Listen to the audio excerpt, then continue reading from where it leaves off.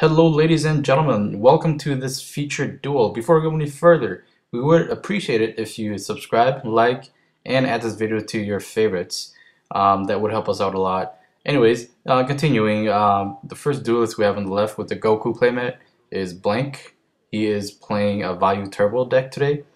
Player on the right with the World Championship Qualifier playmat is Tegan, aka the Yu-Gi-Oh Show. He is running Gladiator Beast today.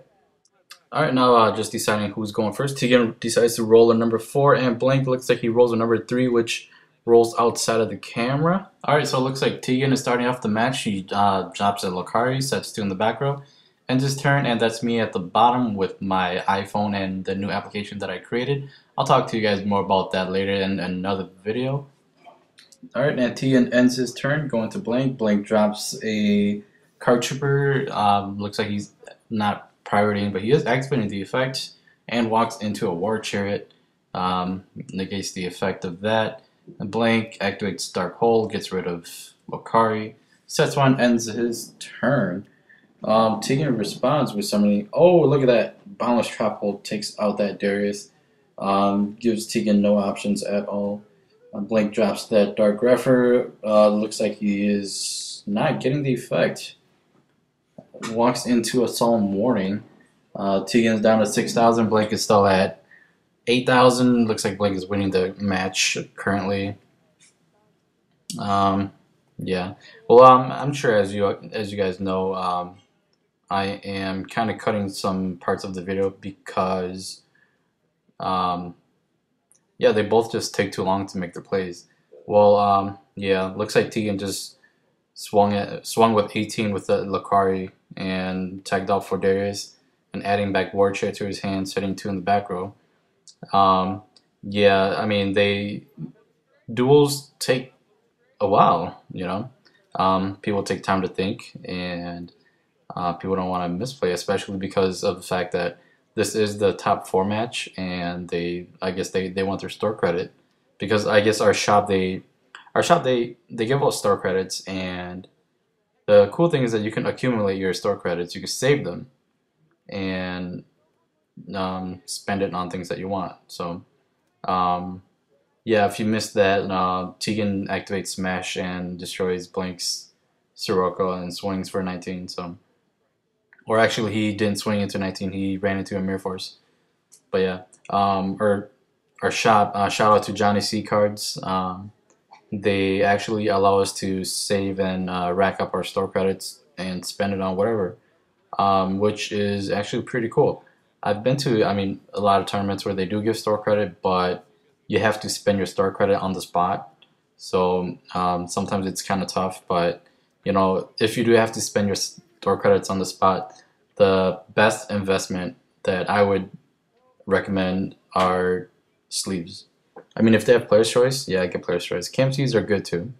If you're into the Ultra Pros, then yeah, that's good too. I like how Ultra Pros, they came out with a lot of new colors. I do like the purple and the light blue. Those are really nice. But yeah, besides that, Player's Choice or KMC.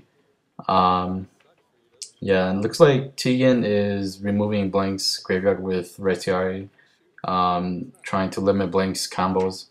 The Vayu Turbo deck is really explosive if he fills up his graveyard. It's, I don't know, correct me if I'm wrong, but it's almost like Lightsworn, you know. You want basically your deck in your graveyard, and you make big plays out of that. So, yeah, it looks like Blank is taking his time there. Drops a Sirocco, specials Gale. I'm sure he knows that there's a War Chariot in the back row right there set, so he's not going to have the attack of Retiari. He's going to go and walk straight into synchroing into a level 8. I mean, to me, I thought he was going to do Colossal, but it looks like he's not. So he does Stardust Dragon. He swings, gets rid of that. Blank swings. Tegan, I don't know, is it a bluff? I can't see his hand. There might be another card in his hand.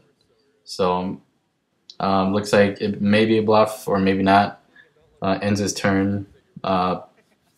Or actually, he sets one, ends his turn, and then Blank drops Armageddon Knight. And it looks like Blink is going for a big play, or maybe not. Yeah, he is. Decides to remove Vayu and Sirocco to special summon Armwing. Well, anyways, back to the store credit part. Our shop, yeah, they tend to. Oh wait, right before that, it looks like Blink runs into a wall, a Spirit Reaper. It's gonna stall, just like in the Yu-Gi-Oh show's other videos. This may take forever, but I don't think so. Anyways, yeah, back to the store credit thing. I don't know, what would you do? I mean, if you could rack up your store credits for weeks to months, what would you save your store credit for? What would you do with it? I mean, our shop, dude, like they have almost all the cards. I mean, they buy from a lot of people. A lot of people come and sell their cards here. We have people from Milwaukee. We have people from Madison and stuff. Sometimes from Green Bay, they would come here and like buy cards and sell cards to our shop. Because our shop, they pay straight up cash. And so, yeah, I do ask our shop if they ever want to like, or if they ever go to like Madison and stuff to like be a vendor and stuff. But I don't know. I guess they tend to focus more on Magic.